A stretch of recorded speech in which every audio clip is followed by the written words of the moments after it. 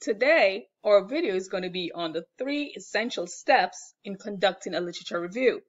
So this is not a comprehensive view on a literature, on how to do a literature review. These are some 3 essential steps that you need to ensure that your literature review is conducted correctly. So my name is Karen Danvers Perez, and I'm a nurse educator, and this video is for educational purposes only. So the first thing you want to do before you begin your literature review, you need to have a clear research question. You need to have a clear PICOT question. It is paramount that you have that. If not, your search is going to be difficult. So defining the scope and the boundaries of your review will be much easier when you have that research question or the PICOT question. So what specific aspect of a topic are you interested in exploring? And what are the key concepts or variables that you want to investigate? So let's look at this example. So the example reads, if your research question is, what are the effects of mindfulness meditation on reducing anxiety in college students? So your key concepts here are mindfulness meditation, anxiety, and college students. So those are exactly what you're going to key in your database. So again, the number one thing you need to do is to have a PICOT question, a research question or topic that will use as a guide for you to search the databases. All right. Second thing, once you have a well-defined research question or topic, you need to conduct a systematic search for relevant literature. And one of the most common things that student does, or individuals on a whole who's searching database, is not having a structure, having a pen, a paper to write down the keywords that they've used before. Some database will store the information on what keywords you've had, but you're going to see later why a pen and paper needed is very important.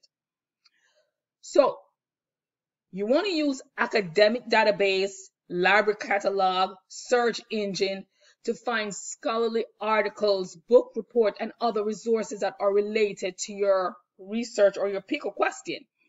So you want to use appropriate keywords and phrases to search for those relevant literature.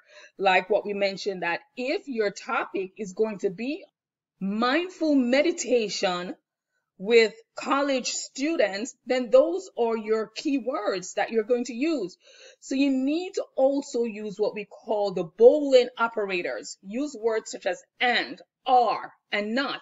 What this does, it helps you to refine your search and to narrow down on your results. So it is essential to use a variety of sources to gather your information. So if you're a nursing student, don't only look in only nursing databases, look in business databases, look in all other databases. So what this does is broaden your search, because one of the common things students will say is, oh, I can't find an article or I can't find any article. So you want to make sure that you broaden your search. Do not limit yourself to only a single database or a particular type of publication. Number 3, review and synthesize the literature. So once you've collected a significant body of literature, the next step is to narrow down and synthesize it. So let me step back a bit. So after you use the keywords, and remember I told you that you're going to need a pen, a pad, and all of that to write down.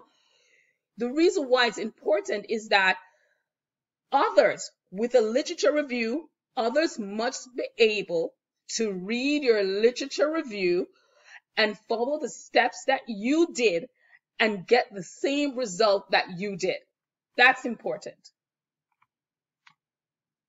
So normally in a literature review, while the literature or the article come up, you may read the abstract, and you can determine from the abstract if this is something that you want to keep to read later on, or no, it doesn't fit your research or your PICOT question, and you continue to look at others, right? But even that process, you want to make sure that you document it. with the keywords that you use. How many articles did it pull? How many articles came up? What was your process to include some articles, and what are some of the process to exclude those articles? Make sure that you pay attention to the rubric, because for a lot of nursing program and other programs, they do not want any articles that are greater than 3 years. So that could be one of your exclusion criteria that you add when you're searching the literature. All right. So you want to write and document what was your process of eliminating some, and what was your process of including others, using your inclusion and your exclusion criteria. So you want to analyze, after you select the articles that you want, you're going to analyze the key finding, what methodology they use, the conclusion that they came to. Note any pattern in trend or any gap in existing literature. How do you differentiate the source contributed to your understanding of the topic? So you want to summarize all of that and synthesize that information. You want to also organize the literature in themes or category based on what they have in common, what you identify that they have in common. So you can use tools such as annotates, bibliographies, or literature review matrix to help you with this process. So as mentioned, that you want to organize your literature in themes. When you're writing, it's going to be similar. Now you have coursework, and I'm going to talk about I'm going to create a video on how to write a annotates graph or table of the literature and summarizing the articles. But as it relates to your literature review, synthesizing the information, categorizing them is important, because if you pull 50 articles, for example, and 5 articles are saying the same thing, you can, instead of writing those 5 articles individually, you can say, according to Johnson, Peter, Paul, Henry, and John, they agree that implementing the Morse scale, it identify pressure ulcer early and cause an early intervention.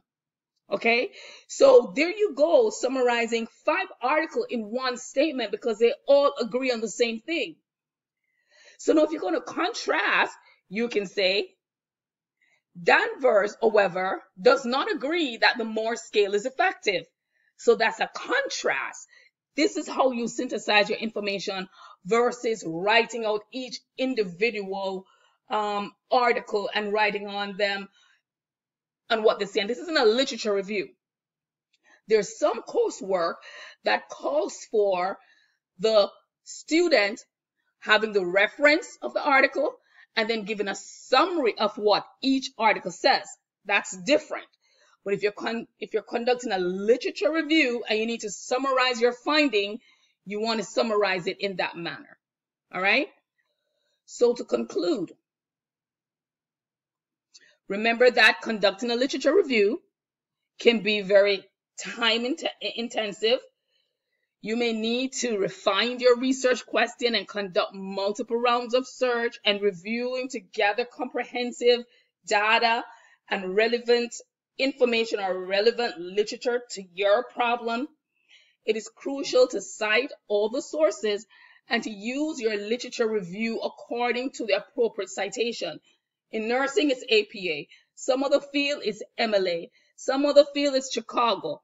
So you want to make sure that you give credit to the original author and to provide proper references to the reader. I also want to share this resource with you, PICOT Question Made Simple. It's a book that I've written. Early on, I mentioned that it's imperative to have a question prior to conducting a literature review. This book, PICOT Question Made Simple, have over 200 examples of PICOT questions. So not that it's a be-all, know-all, but it will give you ideas of, what topic that you could write on, how you could formulate your PICOT question. In addition to having PICOT question, it also have information on how to write a problem statement. It also have information on topics that you could conduct your quality improvement project on. So pick up a copy of this book. I'll put the link below. Thank you for watching, and don't forget to subscribe and share. Thank you.